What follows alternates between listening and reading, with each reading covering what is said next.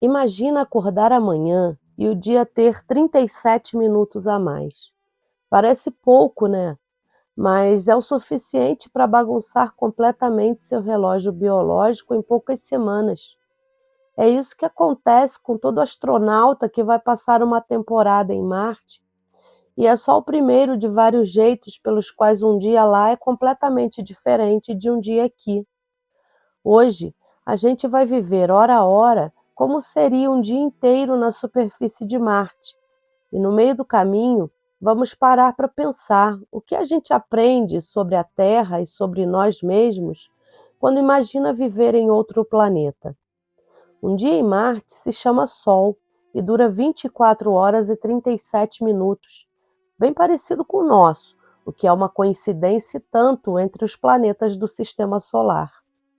Isso significa que se você morasse em Marte, seu corpo teria que se ajustar a um ritmo circadiano ligeiramente mais longo. A NASA já enfrentou isso de verdade. Engenheiros que operavam os rovers Spirit e Opportunity viviam oficialmente em horário marciano por meses, e muitos relataram sensação de jet lag constante, porque 37 minutos por dia iam se acumulando e desalinhando cada vez mais do relógio da própria família. Se você acordasse em Marte, o Sol nasceria com um brilho mais fraco. A luz solar por lá tem cerca de só 43% da intensidade que recebemos na Terra, porque Marte está bem mais longe do Sol. E a primeira coisa que você notaria ao olhar para o céu não seria azul, seria um tom castanho alaranjado por causa da poeira fina em suspensão na atmosfera. A gente trata um dia como se fosse uma unidade fixa da natureza, meio sagrada, mas 24 horas não é uma lei do universo. É só a velocidade com que a Terra decidiu girar. Em Marte, o normal seria outro. Isso muda alguma coisa em como a gente pensa sobre rotina, sobre o que é natural?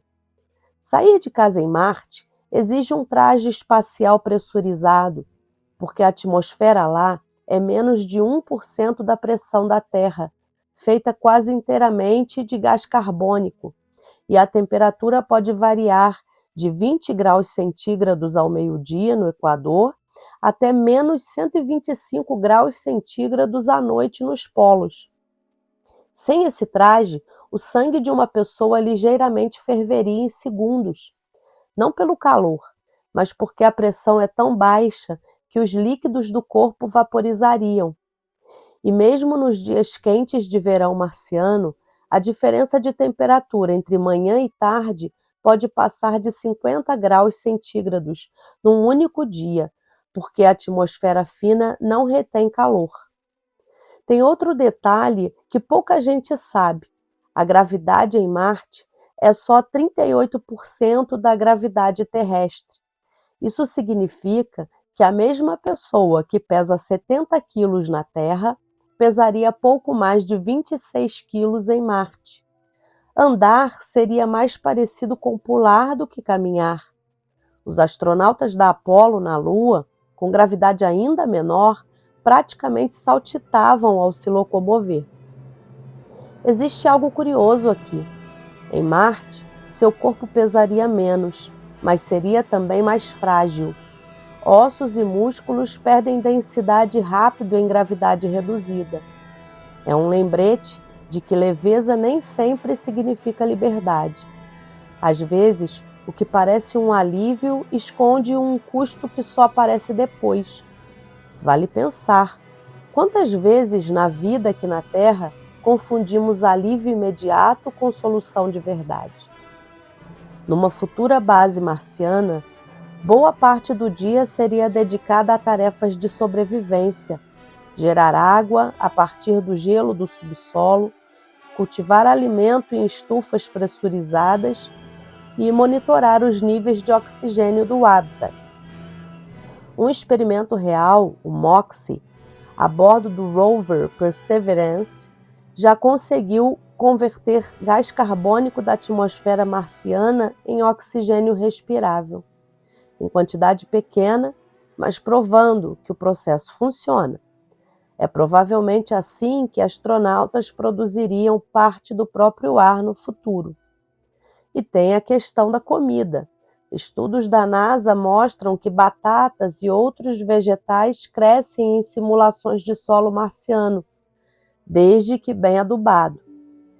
Inspirado, aliás, no famoso experimento e no filme Perdido em Marte, que era mais realista do que parecia. Só que nada disso seria rápido ou automático.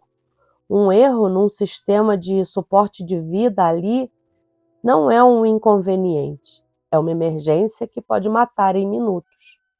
Aqui na Terra, a gente tem o luxo de esquecer que respirar, beber água e comer são processos que sustentam a vida, porque o planeta faz isso por nós de graça, o tempo todo. Em Marte, cada uma dessas coisas vira trabalho manual, vigiado, cronometrado. Talvez a pergunta não seja como sobreviveríamos em Marte, mas por que só conseguimos enxergar o valor do ar e da água quando imaginamos um lugar onde eles têm que ser fabricados. Marte tem o maior vulcão do sistema solar, o Monte Olimpo, com quase 22 quilômetros de altura, quase 2,5 vezes o Everest, e o maior cânion, o Valles Marineris, que se estende por mais de 4.000 quilômetros. Apesar dessa geografia gigantesca, um humano andando por lá encontraria um silêncio quase absoluto. A atmosfera rarefeita transmite muito menos som que a da Terra. Cientistas que analisaram gravações reais do rover Perseverance descobriram que o som viaja mais devagar em Marte e se dissipa rápido. Então, sons distantes simplesmente não chegariam aos seus ouvidos. Ao pôr do sol, o espetáculo se inverte do que estamos acostumados.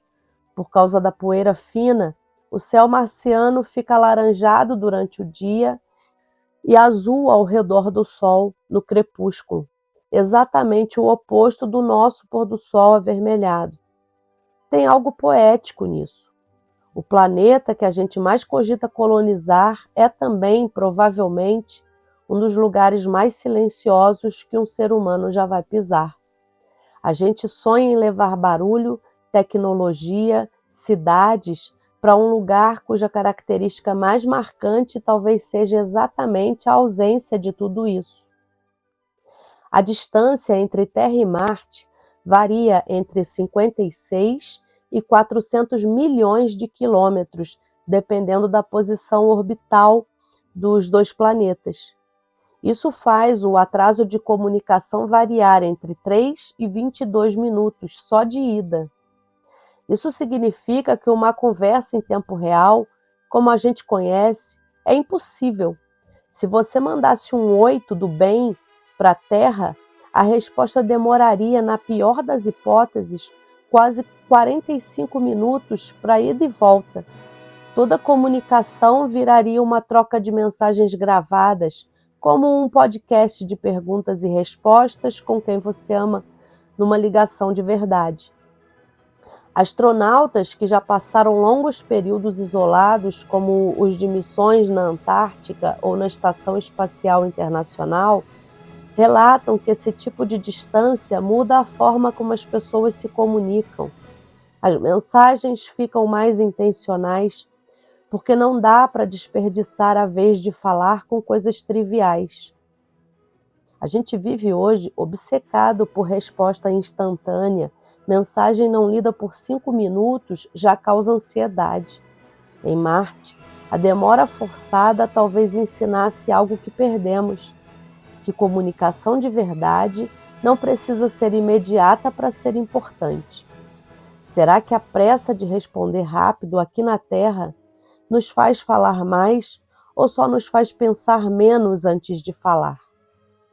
Marte tem 2 luas, Phobos e Deimos, pequenas, irregulares, parecidas com asteroides capturados.